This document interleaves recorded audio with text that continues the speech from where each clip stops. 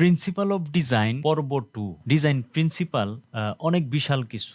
এটা ১ ক্লাস ২ ক্লাসে শেষ করার মতো না। ডিজাইন করতে, করতেই আপনারা বুঝে যাবেন আস্তে, আস্তে অভিজ্ঞতা হবে। ChatGPT তে কি বলা হয়েছে কন্ট্রাস্ট বিষয়ে? কন্ট্রাস্ট ডিজাইনের ভিন্ন উপাদানগুলোর মধ্যে পার্থক্য তৈরি করা। উদাহরণ রং, আকার, টেক্সচার এবং ফন্টের বৈশিষ্ট্য ব্যবহার করা। এখন আমি যদি কন্ট্রাস্ট বুঝাই, কন্ট্রাস্ট হলো পার্থক্য তৈরি করা। আবার কন্ট্রাস্ট মানে হাইলাইট বা ফোকাস করাও বোঝানো হয়। এখানে আমি যদি ডিজাইন দেখাই, এখানে কন্ট্রাস্টটা করা হইছে কালার দিয়ে। সব ছাতা একই, এই কালার যদি এই ছাতাটা দেওয়া হইতো তাহলে কিন্তু ইউজারের চোখ ওই কালারের উপরে যায় না, গ্রিন কালারের উপরে যায় না। এটা কালার দিয়া কন্ট্রাস্ট করা হয়েছে, ফোকাস করা হয়েছে। সেজন্য এটা ভিন্ন কালার দিয়ে সকল ছাতার মধ্যে এই একটা ছাতা যেন প্রথমেই চোখে পড়ে, সেজন্য এটাকে কন্ট্রাস্ট দেওয়া হয়েছে কালারের মাধ্যমে, কন্ট্রাস্ট কালারের মাধ্যমে ফোকাস করা হয়েছে। এখানে দেখেন প্রত্যেকটা শেপ একই রকম। এখানে রেক্টেঙ্গুলার শেপ, এখানে সার্কেল দেওয়া হয়েছে যাতে একজন ইউজার প্রথমেই চোখ এখানে যায়, সেটা এই সার্কেল দিয়ে কন্ট্রাস্ট করা হয়েছে, ফোকাস করা হয়েছে, হাইলাইট করা হয়েছে। এখানে হোয়াইট দিয়ে এটাকে ফোকাস করা হয়েছে। এখানে প্রত্যেকটা রেক্টেঙ্গুলার একই সাইজে একই জায়গায়, কিন্তু কালারটা ভিন্ন দিয়ে একটাকে ফোকাস করা হয়েছে, হাইলাইট করা হয়েছে। আমরা ডিজাইনটাকে একজন ইউজারের কাছে কিভাবে দেখাতে চাই তার উপর নির্ভর করে কন্ট্রাস্ট সম্পর্কে বোঝানো হয়েছে। আশা করি বুঝতে পারছেন। কন্ট্রাস্টের সিমিলার টাইপ হায়ারার্কি। কন্ট্রাস্ট আর হায়ারার্কি সিমিলার টাইপ কেন বললাম? হায়ারার্কি যদি বুঝতে চাই, আমি যদি টেক্সট দিয়ে বুঝি, দেখেন একজন ইউজারকে সহজেই তার প্রয়োজনীয় উপাদান খুঁজে পাওয়ার জন্য যে ডিজাইনটা করা হয়, একজন ইউজার যেন তার প্রয়োজনীয় উপাদান সহজেই খুঁজে পায়। প্রথমেই যখন এই ডিজাইনে যখন আমাদের চোখ যায়, তখন কিন্তু এই যে বড় হেডলাইনের উপরে যাচ্ছে। এটার মধ্যে যাচ্ছে, এটা টেক্সট বড় করে দেওয়া হয়েছে, টাইপোগ্রাফির মাধ্যমে হায়ারার্কিটা বোঝানো হয়েছে। এখানে কালার দেওয়া হয়েছে, এখানে টেক্সট দেওয়া হয়েছে, বড় টেক্সট, বোল্ড টেক্সট দেওয়া হয়েছে। তারপর যেন চোখটা যায়, and then you will read this line next. এটার থেকে ছোট ফন্ট কিন্তু এটা। তারপর এটার পরে ফোকাস দিতে পারে যেন এই জায়গাটায়। এটার পরে চোখ যাবে এখানে, প্যারাগ্রাফ। এটার পরে এটাতে। তো এখন বিষয় বুঝেন, একটা ডিজাইন ঠিক হায়ারার্কির ক্ষেত্রেও কিন্তু ফোকাস। তবে ভিন্ন ভিন্ন ডিজাইনের ক্ষেত্রে এখানে যে ডিজাইনটা দেখতেছি আমরা, এই ডিজাইনটা মাছ আছে, আবার মাছ শিকারি বা ডুবুরি যে আছে, এই দুইটা কিন্তু এখানে কিন্তু হায়ারার্কিটা বোঝা যাচ্ছে না। আসলে ফোকাসটা যে কোথায় করবে সহজে কিন্তু বোঝা যাচ্ছে না। দুইটাকে সিমিলারই মনে হচ্ছে। এখানে যদি দেখেন, এই ডিজাইনটা যদি দেখেন, এটা মাছ, এটা একজন মানুষ, দুইটার কিন্তু পার্থক্য বোঝা যায়। তো বিষয়টা আশা করি বুঝতে পারছেন। ChatGPT তে যদি আসি, আমার আর কি আছে? আমি অ্যালাইনমেন্টটা নিয়ে আলোচনা করব। অ্যালাইনমেন্ট খুবই গুরুত্বপূর্ণ। অ্যালাইনমেন্টে কি বলা হয়েছে? ডিজাইনের প্রতিটি উপাদান সঠিকভাবে সাজানো যাতে একটি শৃঙ্খল এবং পেশাদার দেখায়। অ্যালাইনমেন্ট লিখে যদি গুগলে সার্চ করি, দেখেন অ্যালাইনমেন্ট, এই যে পিকচারটা দেখতেছেন, এই অ্যালাইনমেন্টটা টপ অ্যালাইনমেন্ট, উপর থেকে নিচে আসছে। এটা বটম, নিচ থেকে উপরে, লেফট, বাম থেকে রাইট, রাইট থেকে লেফট। এই যে অ্যালাইনমেন্টটা দেখেন, ইন অ্যালাইনমেন্টটা সঠিকভাবে প্রত্যেকটা লাইনকে সুন্দরভাবে এক সাইড, লেফট সাইডে করে অ্যালাইনমেন্ট করা হয়েছে। এখানে যে আউট অফ অ্যালাইনমেন্ট দেখেন, এই যে সার্কেলগুলি আছে, এগুলি কি অ্যালাইনমেন্ট করা হয় না, এটার সাথে অ্যালাইনমেন্ট করা হয় না। আর বিশেষ করে বেশিরভাগ ক্ষেত্রে লেফট অ্যালাইন ডিজাইনগুলি সব থেকে বেশি। লেফট অ্যালাইন কিভাবে? এখানে দেখেন, এই কর্নার থেকে যদি আপনি যদি চোখ যায়, এই সাইডটাতেই বেশি ফোকাসড হয়। আমাদের দেখা সত্ত্বে বা করা সত্ত্বে লেফট অ্যালাইনের ডিজাইনই বেশি হয়। অনেক ক্ষেত্রে ইউজারের প্রয়োজনে লেফট, রাইট, মিডলে হয়ে থাকে। লেফট অ্যালাইনমেন্ট, বাম পাশে রাইট অ্যালাইনমেন্ট, ডান পাশে সেন্টার অ্যালাইনমেন্ট, মিডল অ্যালাইনমেন্ট। এইখানে যে ইমেজটা দেখতেছেন, লেফট অ্যালাইনমেন্ট ঠিক রাখছে, মিডল অ্যালাইনমেন্ট, এই যে লাইন দেখতেছেন, লাইন দিয়ে বোঝানো হচ্ছে, লাইনের সাথে শেপ আছে। শেপের সাইডটা কোন সাইডে অ্যালাইন করছে? লাইনটা লেফট সাইডে। লাইন এই সাইডে কোথায় অ্যালাইন করছে? Right side. লাইনটা এখানে কোথায় রাখছে? মিডল। তো এখানে যে আমি যে শেপগুলি নিলাম, দেখেন এই তিনটা কিন্তু অ্যালাইন নাই।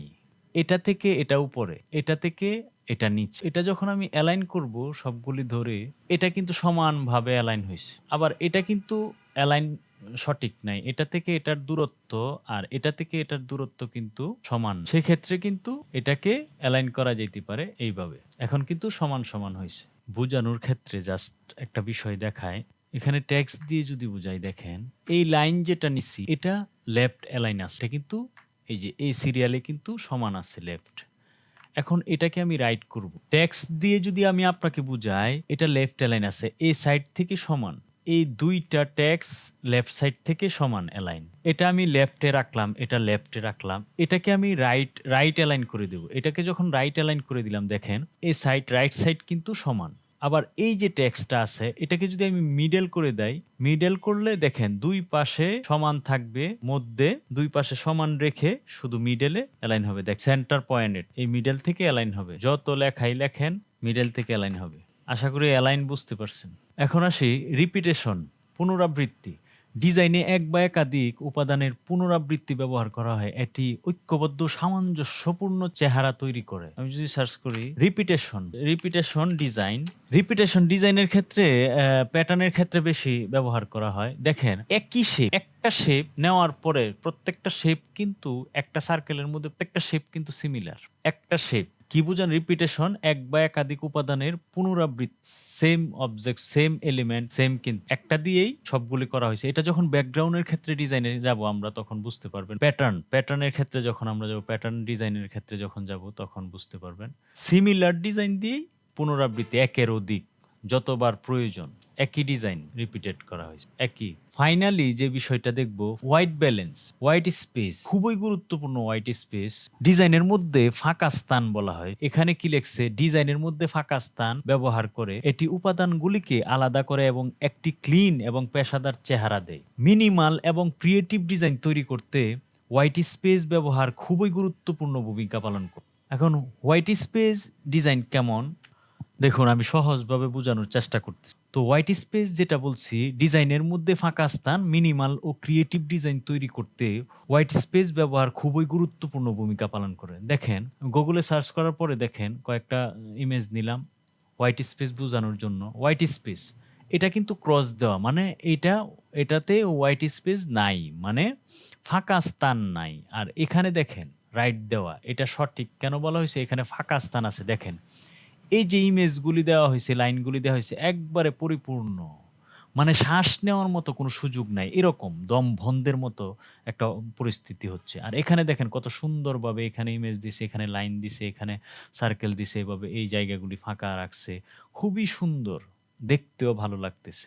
এই যে হোয়াইট স্পেস, এখানে দেখেন প্রত্যেকটা কোনো ফাঁকা স্থান নাই। এখানে দেখেন সুন্দর করে লাইনগুলি দেওয়া হয়েছে, শেপগুলি দেওয়া হয়েছে, কিছু এইদিকে ফাঁকা রাখছে, ওইদিকে ফাঁকা রাখছে। হোয়াইট স্পেস উপরে দেখেন এই যে ফাঁকা রাখছে, সমানভাবে ফাঁকা রাখছে। এখানে বিষয়টা দেখেন, এটাকে ক্রস দেওয়া হয়েছে। টেক্সটগুলির যে দেওয়া হয়েছে, হোয়াইট স্পেস শুধু শেপ দিয়ে করা বা এরকম কোনো কিছু না, বিভিন্নভাবে হইতে পারে। লাইন দিয়ে, শেপ দিয়ে, টেক্সট দিয়ে, কালার দিয়ে বিভিন্নভাবে হইতে পারে। এই যে দেখেন টেক্সটটা পড়ার মতো না, মানে বুঝার কোনো উপায় নাই, বুঝতে অসুবিধা হচ্ছে।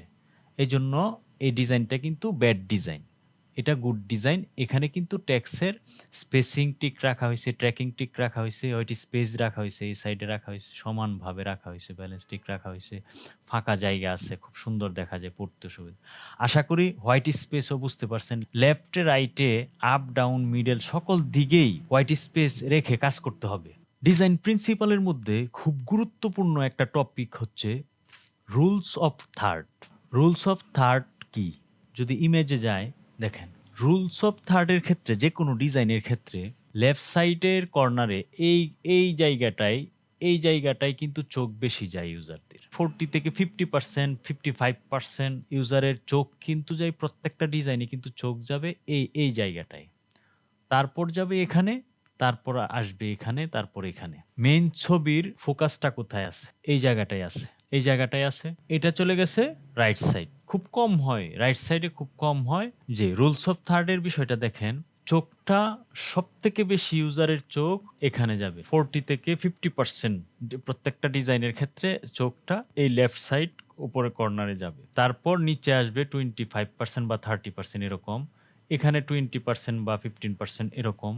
নিচে সর্বনিম্নে রাইট সাইডের এই জায়গাটাই সব থেকে কম চোখ যায়। সেই রুলস অফ থার্ড অনুযায়ী ডিজাইন করতে হয়। যদি আমরা ফ্লায়ার ডিজাইন দেখি, এই ফ্লায়ার ডিজাইনটা যদি দেখেন আপনি যখন চোখ যায়, চোখটা কিন্তু এই জায়গাটায় আটকায়। এখানে ছবিতে আটকায়, ছবিটা ফোকাস করে, পাশাপাশি কিন্তু ছবির সাথে, সাথে কিন্তু টাইটেলটা grow your business with us.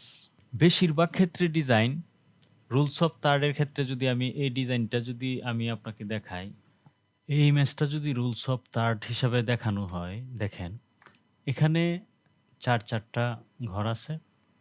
এই জায়গাটায় কিন্তু ফোকাস বেশি। একজন ইউজার এসে আপনার ১ম চোখ কিন্তু এখানে যাবে, টাইটেলে যাবে। কারণ টাইটেলটাকেই ফোকাস করা হইছে। এই জায়গাটাই বেশি ফোকাস করা হয়। এই বিষয়টা মাথায় রেখে ডিজাইন করতে হবে। আর যত বেশি ডিজাইন দেখা হবে, ততই বিষয়টা ক্লিয়ার হবেন।